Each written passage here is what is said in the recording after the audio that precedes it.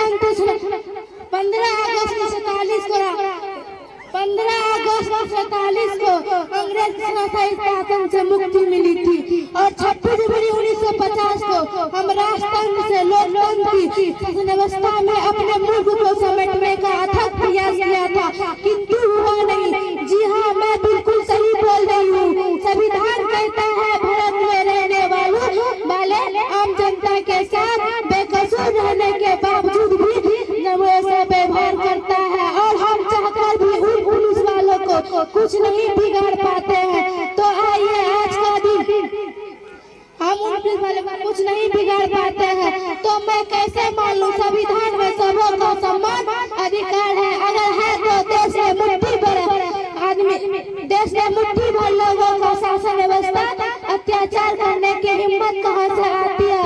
अगर इन सारी बातों पर हम तमाम लोग गौर करेंगे तो पता चलेगा इन सारी बातों का निदान एक ही शस्त्र से हो सकता है, वो है कलम।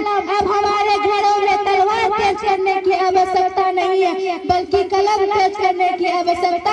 समाज को बहुत बड़ा वर्ग समुचित शिक्षा से कोसों दूर है, जिसके कारण संविधान में दिए गए तमाम अधिकारों को नहीं जान पा रहे हैं और हमारा शोषण हो रहा है।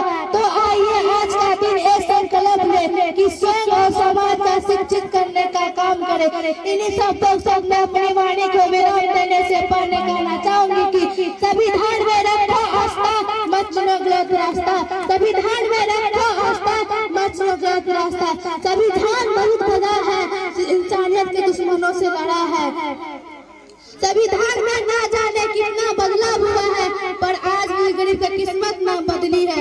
जाति धर्म से ऊपर उठकर सोचना होगा, संविधान के भाषा सबको मिलकर बोलना होगा। संपूर्ण विश्व में भारत सबसे बड़ा लिखित संविधान है, हमेशा याद रखना। देश की जनता ही देश को बनाती है महान। उन हौसले का मुकाबला ही नहीं जिनकी कुर्बानी है हम पे, जिनके कुर्बानी है हम पे उधार। आज हम इसीलिए खुशहाल हैं क्योंकि सीमा पे जवान बलिदान को तैयार है।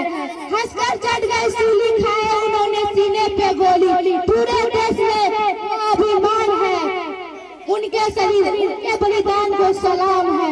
जब आँख खुले तो धरती हिंदुस्तान की, जब आँख बंद हुए तो यादें हिंदुस्तान की। हम मर भी जाएंगे तो कोई गम नहीं, लेकिन मरते वक्त मिट्टी हिंदुस्तान की। जय हिंद, जय भारत। मेरा परिचय मनीषा कुमारी, पिता श्री मुनीलाल महतो, शिक्षक कोचिंग सेंटर लक्ष्मीपुर।